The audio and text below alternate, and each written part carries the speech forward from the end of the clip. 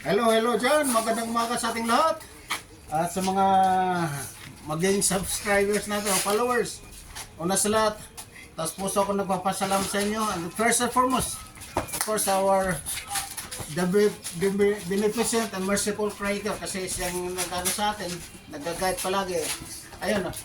By the way, our session for today is regarding our kickboxing. Okay. Sige, pagyan na.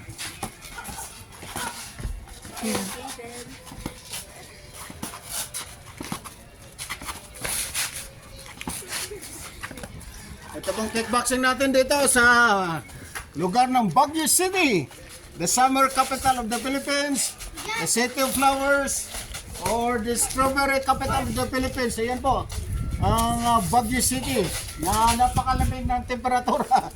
Ayan. Kaya kung gusto nyo paparito sa Baguio, meron kaming club dyan sa itaas ng MLC, Maharlika Livelihood Complex, yung MMAC, Maharlika Martial Arts Club. Center, MMAC stands for Maharlika Martial Arts Center, na founded and our Chief Executive Officer, number 19, Kili, si Eric Kili po. Eric James Kelly. Yan po ang Kafagway Boy, ang boy nyo ng Baguio City. At meron kaming mga ano dyan, kamukha kay 10-rounder professional boxer and 4 dan black belt in kickboxing. None other than head coach Tarjan Miro. Meron din si yung Never Back Down, yung NBD team na pinamumunuan ni Coach Denver Baden.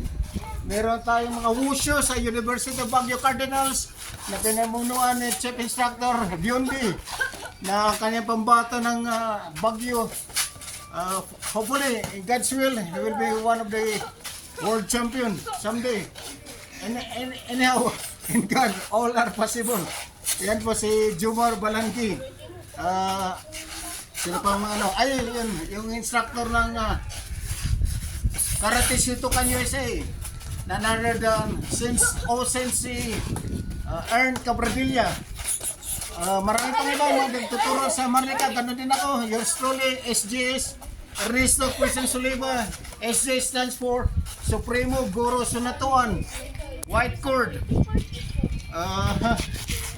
Yun nga, marami kaming club doon. Iba-ibang club sa Maharlika Martial Arts Center, sa Maharlika Livelihood Complex along Bagsaysay Street, adjacent to Session Road, Baguio City. Yan po. For your advance information, hopefully in celebration of our yearly fiesta here in Pinsao Pilot Project, magkaroon po kami ng invitational boxing and kickboxing tournament na gaganapin po dito sa aming covered court. Ayun yung covered court namin. Bali, 6 na bouts ng boxing, tsaka 6 matches for kickboxing. Kaya don't forget, April 13, God willing, it will be successful and a memorable one. Upang sa ganun ay paparami natin yung bawat barangay, is magkaroon tayo ng mga aspirants, future boxing, kickboxing, MMA world champions.